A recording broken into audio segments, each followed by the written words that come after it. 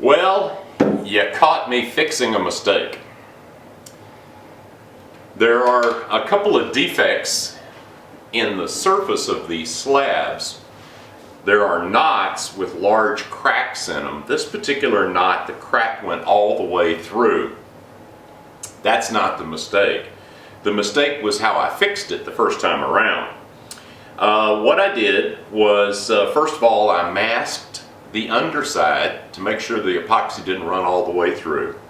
And then I real carefully masked around the edges of this just to keep any excess epoxy slop from getting out there where I had too much to clean up. Then I mixed up the two-part epoxy and very carefully poured it into the crack. I don't know if it was over-exuberance, most likely it was impatience on my part, but I decided to try to fill it all in one pass. I actually overfilled the crack a little bit, thinking that the epoxy would soak into the wood and actually shrink a bit as it cured. And it did. It actually is lower than the surface in a couple of places. Mistake number one. But the big mistake was that there are some bubbles in the surface of the epoxy. And where that comes from is that epoxy heats up as it cures. It heats up the surrounding wood around it. That wood, the cells of the wood have gases, air inside the cells. And as the epoxy heats up and heats up the wood, those gases are released and they bubble up through the epoxy. The problem is if you put it in too thick, as the epoxy starts to thicken, the bubbles can't make it all the way to the surface and pop. So you wind up with a lot of bubbles right near the surface that actually show. I thought they were unsightly, so I'm grinding out just a little bit of the surface of the epoxy, and then where the grinder won't get in there well, I'm using these dental picks and just scratching the surface of it a little bit. That'll get the bubbles out, and it will also scarify the surface so that the next coat of epoxy can adhere better. So hopefully I'll get that fixed up and this one will look right. Let me show you now what I think is probably the more appropriate and correct way to fill these knots. So this is the matching, book-matched slab that matches the other one.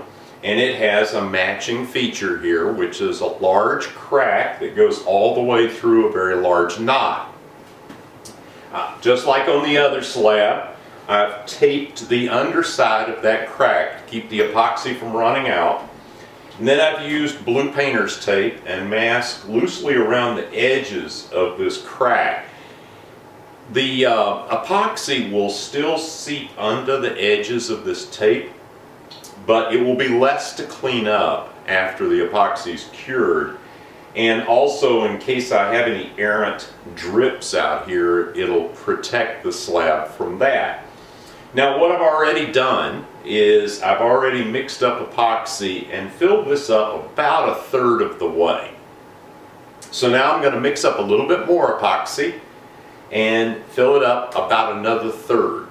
And after that cures, then I'll do the final 1/3 and hopefully not have the bubble problem or the shrinking problem that shrinks the epoxy below the surface of the slab. So let's mix up a little bit more epoxy and see how this goes. Okay, so now I have some two-part epoxy, which I'm mixing up here. You want to make sure you mix this really, really good. This particular epoxy has a slight sort of pinkish cast to it, pinkish brownish cast to it, but it appears to dry pretty clear. Now you can add things to this. You can put a tint in it, or you can thicken it up with sawdust, coffee grinds, whatever you want to put into it. You can use to thicken it up and color it as well. But this, I'm just going to use it straight for this, because again, we're not filling this knot up all the way. We're already about 1/3 of the way full, and I'm just going to put in another 1/3. And we're just going to let this self-level. This is real thin viscosity epoxy. so it will self-level in this crack. And we'll just fill it up another third, and we'll let that cure overnight, and then we'll fill it up the rest of the way. Alright, last day of this process, hopefully. Now we're going to overfill this crack. We filled it up a third of the way the first time, and then we put another third in, and now we're going to fill it up the rest of the way. I'm actually going to overfill just a little bit, because I'll sand this down then and get it flush. And that's overfilled probably about 1/8 of an inch. And I'm hoping now that's going to be enough. And quite get all this crack down here. There we go. Okay, so we've got this epoxy. Don't want it to go to waste. And I've got a little cleanup here to do. Now, instead of trying to pour this in, what I've got is a couple of old pencils that are too short to use anymore. But they were long enough to get into the sharpener. And a nice point on that makes it real easy to dab a drop at a time of the epoxy where I need it. And I'm just covering up those areas that were low and the areas that had bubbles that I got rid of. These pencils work out just perfect for this, and the best part is, since they were too short to use anyway, when I'm done, I'll just throw it away. No cleanup. Okay, just adjacent to this big knot down here, I've got a knot here that was perfectly fine, but again, something wedged in there and got that. I don't know if it was the saw blade or if it just chipped out when they were slicing these. But what I've done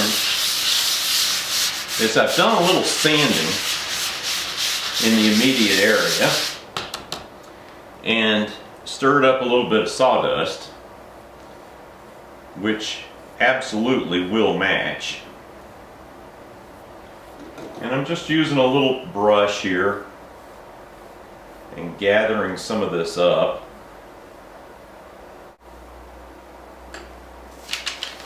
And I'm going to dump that right into the epoxy. Stir that up real good. Now this epoxy is starting to thicken up a little bit,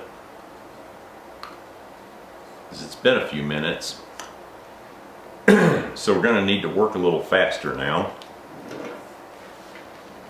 I'm going to do the same thing. I'm going to use the pencil tip, and I'm going to drizzle this epoxy into this little defect here. And this isn't too deep, so I don't have to worry about it bubbling or shrinking too much. And there we go. Now I'm going to get this one over here that was by this big knot. I used to use the dental picks for putting in epoxy into little tiny places like this, but it's hard to get the epoxy off the dental picks, and I got tired of buying dental picks. And there we go. The next thing I want to show you, what's called a bark inclusion. There's really nothing that needs to be done with a bark inclusion except to make sure that this doesn't eventually someday come out. The easiest way to do that is just to get a little bit of your epoxy in and around the edges of the bark inclusion, and that will hold it in place and secure it for all the subsequent work on the slab. Now I've got a little bit of a place over here where there's just a little bit of a crack, And if I can get just a tiny little bit of epoxy in there, I'll feel much more comfortable about that. There we go. Excellent. All right, and then we're going to take care of this little guy here. Okay, my epoxy's starting to harden up now, so we're getting pretty close to where we're going to have to stop. And there we go.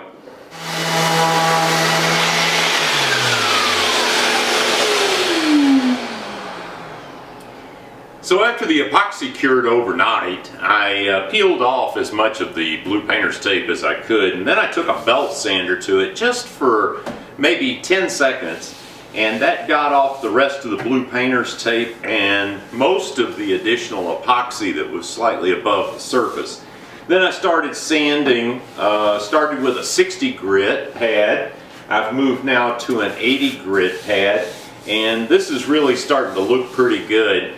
A good way to tell how this is going to look after the finish is applied is to use a little mineral spirits and just rub it on there, and we'll get a good idea of what it's going to look like. So let's take a look at that.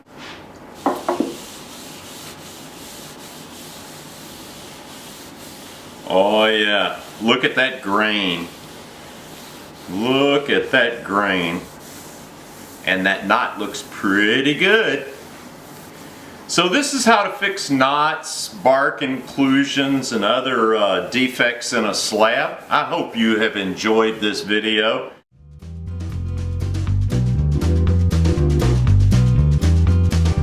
Thanks for watching. See you in the next video.